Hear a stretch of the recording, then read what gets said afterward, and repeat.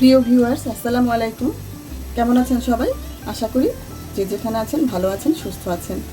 আমি আজকে রান্না করব পেঁপে দিয়ে মুরগির মাংসের পাতলা ঝোল। পেঁপেটাকে একটা ঠান্ডা তরকারি বলা যায়। গরমের মধ্যে এই রেসিপিটা কিন্তু সবার জন্যই স্বাস্থ্যকর। চলে যাচ্ছি আমার আজকে পেঁপে দিয়ে মুরগির মাংসের পাতলা ঝোল রান্নায়। প্রথমে আমি একটি প্যান বসিয়ে নিলাম, ঢেলে দিচ্ছি তেল। তেলটা একটু গরম হওয়ার জন্য অপেক্ষা করছি। এখন আমি ভাজার জন্য মুরগির মাংসগুলো ছেড়ে দিচ্ছি।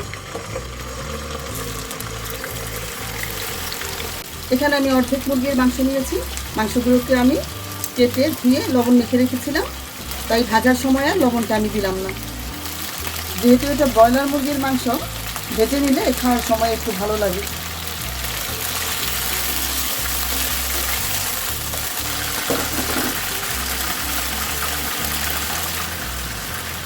আমি এখানে নিয়েছি এলাচি, দারচিনি, তেজপাতা একটি, আর কিছু পেঁয়াজ, একটি কাঁচামরিচ। যেহেতু এটা পেঁপে রান্না করব, আমি সবগুলো এখানে ঢেলে দিলাম।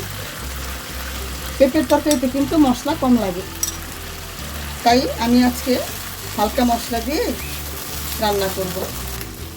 এটা বাসায় যে কোনো রোগী বা বাচ্চাদের জন্য কিন্তু পারফেক্ট রেসিপি হতে পারে। আমার ভাজা হয়ে গেছে।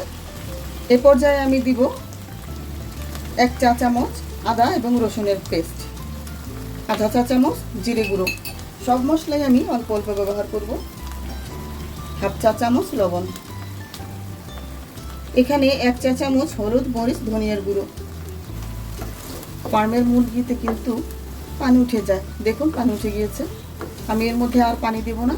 এই মাংসের মধ্য থেকে যে পানিটা উঠেছে, সেই পানি দিয়ে মাংসটাকে একটু কষিয়ে দেব। ঢেকে দিচ্ছি।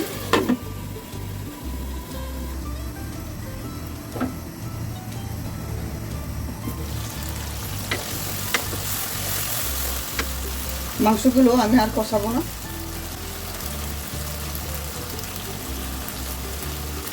আমি এখানে অর্ধেকটা পেঁপে দিয়েছি। পেঁপেগুলো আমি এখন মাংসের মধ্যে দিয়ে দিলাম। এই পেঁপে দিয়েও মাংসটাকে আমি ভালো করে কষিয়ে নেব কিছুক্ষণ।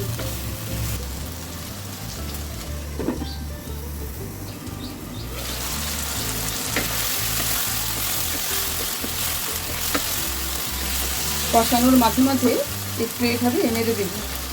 একটু বেশিক্ষণ কষাতে হবে, কারণ পেঁপেটা যেহেতু শক্ত সবজি, সেদ্ধ হতে একটু সময় লাগে।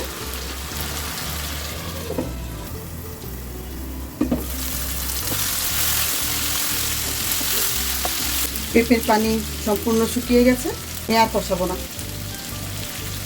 এই পর্যায়ে আমি ঢেলে দিলাম গরম পানি। আপনারাও রান্নার মধ্যে সবসময় গরম পানিটা ব্যবহার করার চেষ্টা করবেন। পানিটা আমি একটু বেশি দিয়েছি, কারণ আমি এটা পাতলা ঝোল করব।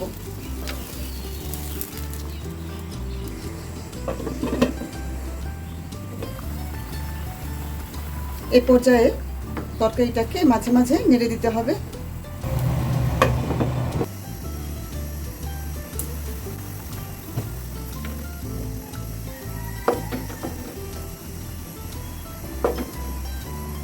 পেঁপেটা সেদ্ধ হয়ে গিয়েছে, আমার তরকারিটাও কিন্তু হয়ে গিয়েছে।